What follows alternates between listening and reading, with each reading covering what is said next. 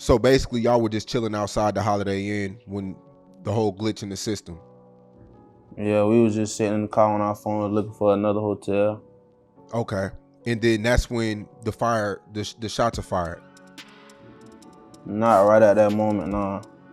But a few moments later, that's when the shots go out? Yeah, probably like 5 minutes later. What's going through your mind at the time? As they were shooting? Yeah. Shit, I just want everybody to make it home. Was Foolio responsive right there on the scene? Nah. My first thought was to pull Julio out the car, but then I realized my arm was broke and he wasn't responding, so you feel me? In my mind, I'm just like, damn, you feel me? Maybe just get the fuck out the car, make sure ain't nobody, ain't trying to come like finish, you feel me? So right. I ran in the hotel to get help. As more time passes since Julio Foolio's death, more people are speaking out about the situation, and the full details of what happened are finally coming to light. Not only have the police arrested 4 out of the 5 suspects, but now people who were actually involved in the incident are also speaking out. One of them is Omerta5five, a friend of Julio's, who was actually the driver of the car when the shooting took place. We'll dive into everything he had to say about the situation and all the other details about the arrest of the suspects. Omerta5five shared some insights about the situation that we didn't know before, adding more depth to this tragic story. Stay tuned as we break down what Omerta5five revealed and how it changes our understanding of what went down that night. So after the party, after the club, y'all head back to Holiday Inn, and we seen it on the surveillance. Are you in the same car as Foolio? Yeah. Okay, so Foolio's in the passenger side. You're behind him? Nah, I was in the driver's seat. So let's start off with what Omerta5five had to say during his interview with Say Cheese, which has been getting a lot of attention online. At the beginning of the interview, the questions were pretty broad, focusing on his relationship with Julio and how he ended up at the birthday party that Julio was hosting. But as you know, the interview got pretty straightforward, focusing on specific questions about what happened before and during the shooting, especially since Omerta5five was the driver of the vehicle that Julio was in. Not only that, but Omerta5five was also shot 8 times in his arm and grazed 3 times in his head during the incident. So on the surveillance, I could see that you like sped off. Yeah. And then it was 2 guys ahead, with their weapons. And how many times were you shot? I got shot in my arm 8 times. I got grazed in my head 3 times. Did you feel like you were gonna make it that night? Yeah, dog.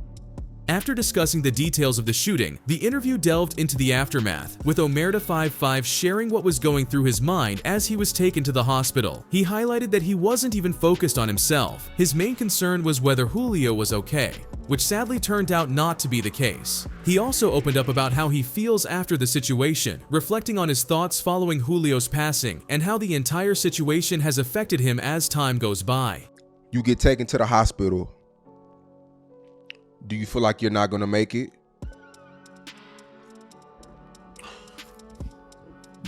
Nah, at that point I hadn't like kind of assessed the situation. Okay. I hadn't calmed myself down, you feel me? I really, honestly and truthfully, I wasn't even thinking about myself in the moment at all. I was just in my head, like, you feel me? I'm just telling myself, like, reassuring myself, like, bro, all right, bro, good. That's all I really was telling myself. I wasn't even thinking about me, really. Overall, the entire interview was centered on the shooting that led to Julio Foolio's passing. It started with some broad questions, but quickly got deeper, focusing on the specifics of the situation. All in all, you can tell that Omerta5five is going through a tough time and is deeply saddened by the whole situation. As days go by, what's going through your mind? Remorse, guilt, blame, really. You put the blame on you? I mean, definitely, I was the driver. You feel me? Like I said, in my head, my main purpose was to get us home, and I ain't do that. So I definitely blame myself at first. But let's turn our focus into a complete breakdown of what happened with the killing of Julio Foolio. The tragic death of Charles Jones, known as Julio Foolio, has been investigated by the police, leading to the arrest of 4 suspects: Isaiah Chance, Alicia Andrews, Sean Gathright, and Rashad Murphy. The last one is still on the run. Police say Jones's murder was part of an ongoing Jacksonville gang war. The suspects are members of gangs ATK and 1200 who have been fighting with Foolio's gang, 6 Block, for years. The Department of Justice called ATK Ace's top killers in a 2022 report showing how violent this gang conflict is. Furthermore, it was found that the shooters are members of or affiliated with rival gangs of Jones that go by ATK and 1200. Jones was part of the 6 Block gang. Detectives believe that the ATK and the 1200 worked together to target Jones as part of an ongoing feud in Jacksonville.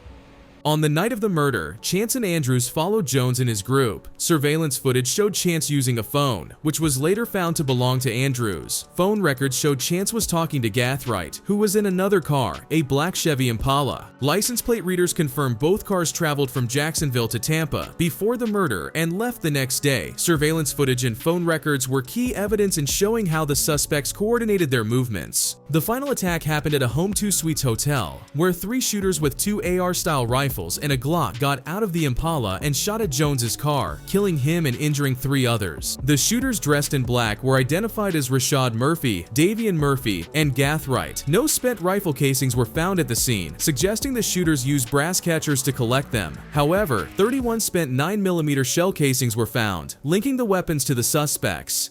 On June 23rd, Tampa police officers responded to a shooting on McKinley Drive and located 4 victims.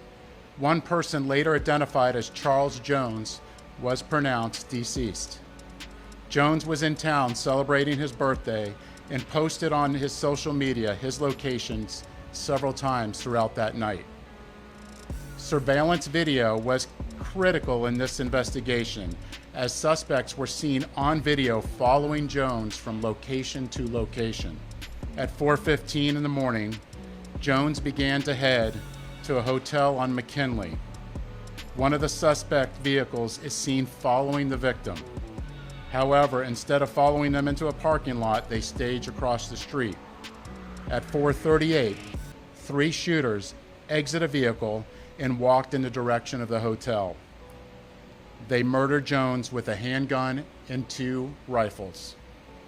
This barrage of gunfire also struck 3 additional victims who miraculously survived this incident.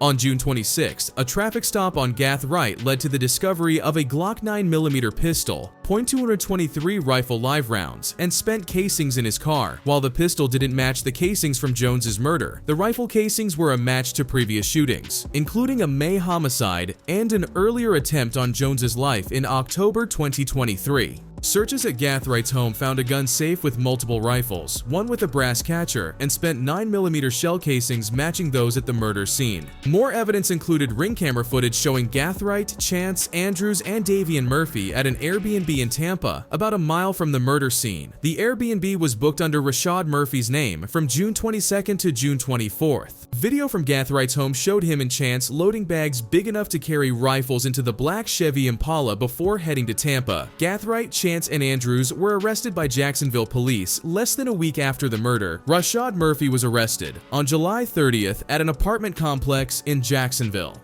Let me see your hands. Step on out. Step on out. Look away. Back up to the sound of my voice. Yep. Stop right there. Lift your shirt up. Turn. Do a 360. What? Just listen to us. We'll talk about it. Keep going. Keep going. Turn. Turn. Now walk back to the sound of my voice. Keep coming. Walk back to me. Can't find your back.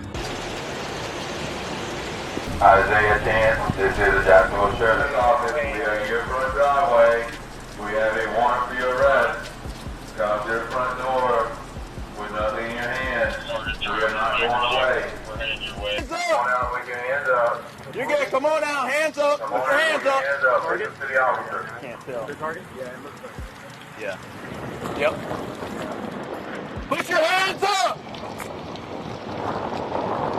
Listen, Put your hands in the air. Hands up. Hands in the air. Hands in the air. All right. Slowly walk toward me. Let's go. Right here, right here. Walk right here. Let's go. Coming. Stop. Stop. Turn around. Keep your hands up. Turn around.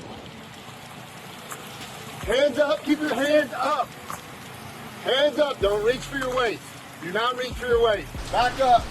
Back up. All right, go to your knees. Put your hands behind your back.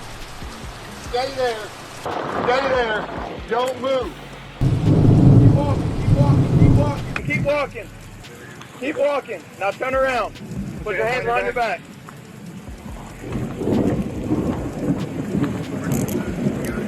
Is there anybody else inside?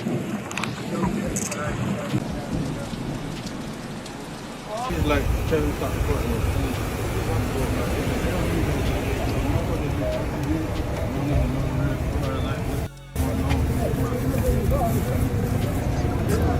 I'm talking about the broadcast. Come right now. Despite these arrests and all the evidence, Davian Murphy is still on the run. Police are working hard to find him, as his arrest is crucial to closing this high-profile case. The investigation into Julio Foolio's murder has uncovered a network of gang activities and violence. The evidence from surveillance footage to recovered weapons has been key in bringing those responsible to justice. As the search for Davian Murphy continues, the authorities are determined to bring full closure to this tragic event. And since all of this information has come out, it all leads back to Yungeen Ace. Even reporters have asked the police if Yungeen Ace is being investigated since this all points back to him. We'll let you watch how they decided to answer that. So Yungeen Ace has long been known in Jacksonville. We are consistently monitoring those groups. We have people that are always watching them. I won't speak to the chief's investigation, that's up to TPD. We don't have an investigation on him right now, but he can't move around in Jacksonville without us knowing about it. And that's for the betterment of our community. But you might be wondering what exactly is the context behind Julio Foolio and Yungeen Ace in the first place. Well, the feud between Yungeen Ace and Julio Foolio has been a long-standing one, marked by intense rivalry and public taunts. It all started in 2018 when Yungeen Ace's brother and 2 close friends were tragically killed in a drive-by shooting in Jacksonville, Florida. Yungeen Ace survived the attack, and the incident became a major point of tension between the 2 rappers. What happened to the other 3? They died. So my girlfriend running around trying to... At what point did you realize that they might not be alive? Man, I don't... Probably like... When I got the ambulance, I ain't even hit nothing, right? But soon I got the ambulance, I just seen my mama right there crying. So I ain't even know my brother was dead. I just told my mama straight up, like, man, they killed my brother. I just already know him because when I'm getting shot, when I'm coming out the car, when I'm out the car, I can hear him like type shit. You know what I'm saying? So I'm hearing that shit. So it's like, I really ain't trying to look at him because like, you feel me? But like, I see him. Like, I see they fucked up and that. You know what I'm saying? But my little brother, 23, my best friend, he really on the ground, like calling for me, like, it's a picture. Somebody take a picture. It's a real picture. Like, he reaching for me, like calling my name, like Keontae. Like trying to, we like this with each other. I see my girlfriend, she run around going to everybody, like, she wrapping me up. I'm telling my girlfriend straight up, looking at her, I said, I'm finna die.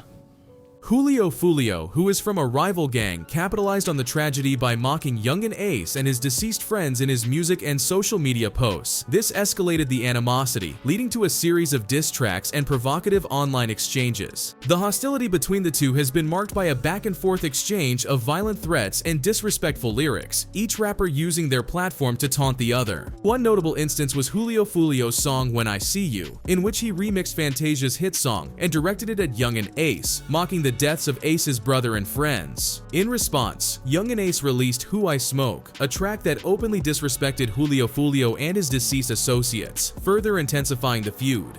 Back to that story. So the whole beat. So you dropped beatbox, but she wasn't satisfied. Like, why wasn't you satisfied? You went to their hood, you shot a video. Bro, Is it because of the fan reaction? I ain't no hater. I ain't know the song went crazy. Who I Smoke went crazy. I'm mad. It was on a golf course, man. They I'm was gonna tell you, going man. crazy. I'm like, damn, what I could do? I go to Miami. I was already going through my comments. They were like, man, they were sending me a bunch of songs to read me. They sent Miley Cyrus, Part in the USA. Imagine you rapping on that shit. Part in the USA. They sent Michael Jackson, Beat It. They sent all type of shit. But what stuck out to me was When I See You, Mariah Carey. Whoever sang Fantasia. Did that song, I first listened to it in the studio. I'm like, damn, some niggas finna be mad. So I get back to Jacksonville. I go get a poster printed out of the situation, the news clip with his dead homeboys on the shit. I get like 2 bottles of cheap ass champagne or whatever. I go to the graveyard, I shoot the video, I drop that bit. You don't think you went too far? Hell no. Once dead people mentioned, it's already too far. You know what I'm saying? They already mentioned my brother, so it's already too far. You know what I'm saying? So anything that happened afterwards is just extra shit. You know what I'm saying? Is it never a time you think like, man, if I do this right, it's gonna put a bigger target on my back? No, because it is what it is already. So nothing I can say or do can make them want to kill me more. You know what I'm saying? Like, it's already stamped. So it is what it is. But there you have it, everyone. Another deep analysis of the current status surrounding Julio Foolio's passing. Today we focused on the interview with Omerta5five, who was the driver of the car Julio was in during the shooting, the arrest of the suspects, and how the whole beef started in the first place. The entire situation is heartbreaking, especially now that people who were directly involved are speaking out about what happened. Let us know what you think about everything down below.